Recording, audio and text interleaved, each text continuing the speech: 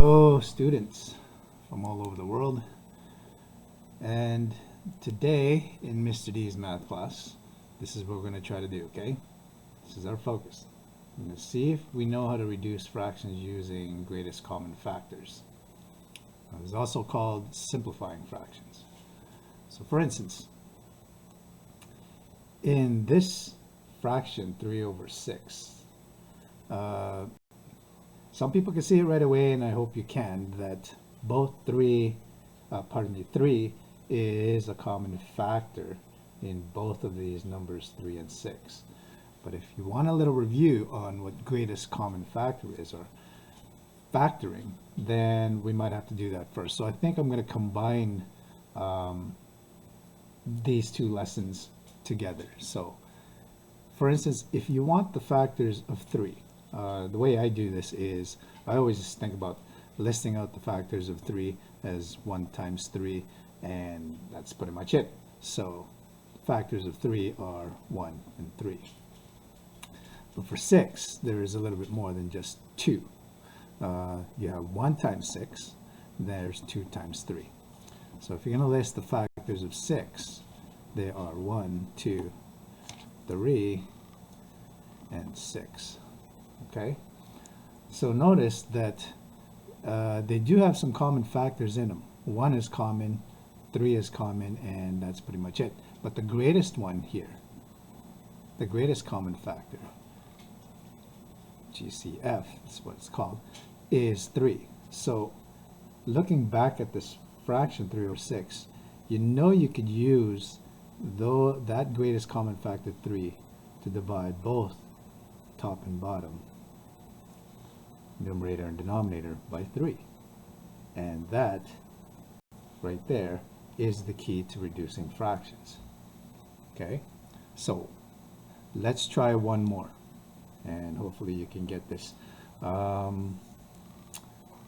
If we wanted to reduce, let's say, this fraction 8 over 32, if you can't see it right away, then you will have to list out their factors and see which one is the greatest common factor. And this is why I try to advise my students that the more you practice the multiplication table in your own, the more you will get to recognize these kinds of skills, these kinds of factors in these numbers. But if you don't, then yes, you will have to find the greatest common factor from both of these. So for 8, I just try to list them out first. 1 times 8, 2 times 4, and I think that's all we got for 8. But for 32, there are a lot more. There is 1 times 32, there's 2 times 16, there's 4 times 8.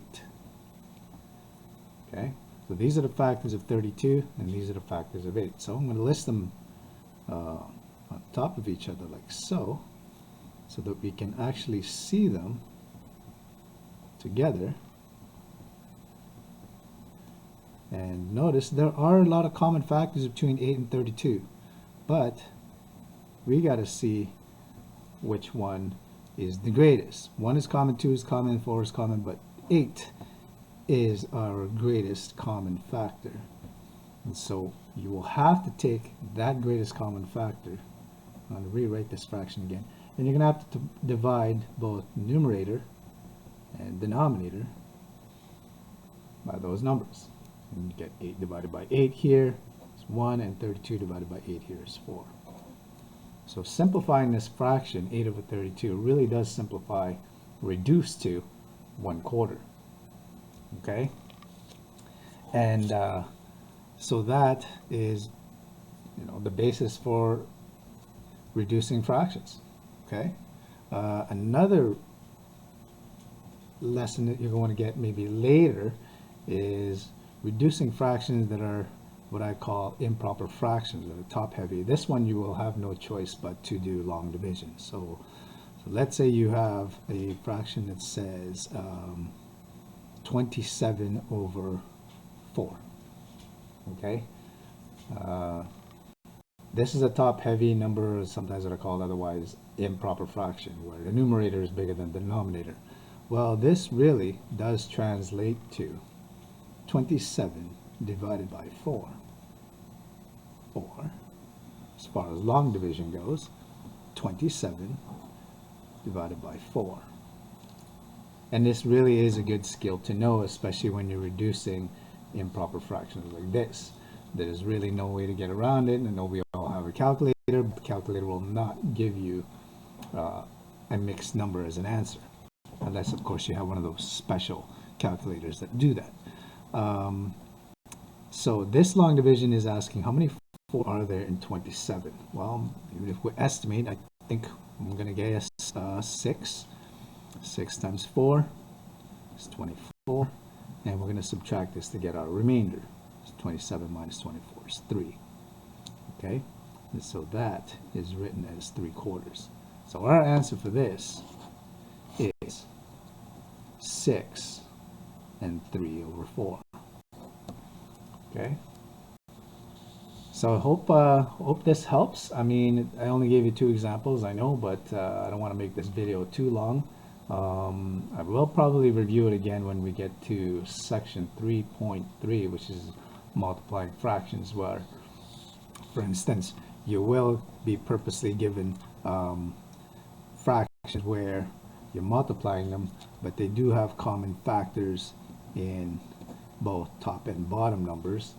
Okay, so this will be next. Okay, so you can reduce these diagonally opposite numbers because you can see that there are common factors in both of these. For instance, 6 is common in both 6 and 12, so you can divide both these numbers by 6. Okay, and that's why they cross them out, and 6 divided by 6 here is 1, 12 divided by 6 here is 2. And you do see that 3 is also a common factor in both 3 and 18, so you can divide both of these by 3. And over here you're going to get 3 divided by 3, which is equal to 1, and then 18 divided by 3 here is 6. And so your new multiplication, simplified multiplication, will be 1 times 2 on the top, and then 1 times 6 in the bottom. Okay, and so then this then reduces to 2/6.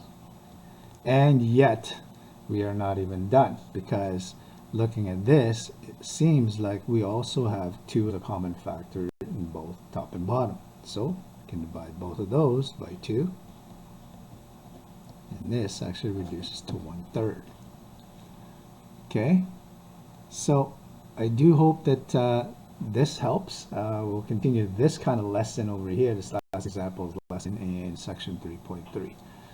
And I wish you luck, and I hope that's a good quick lesson on reducing fractions using greatest common factors.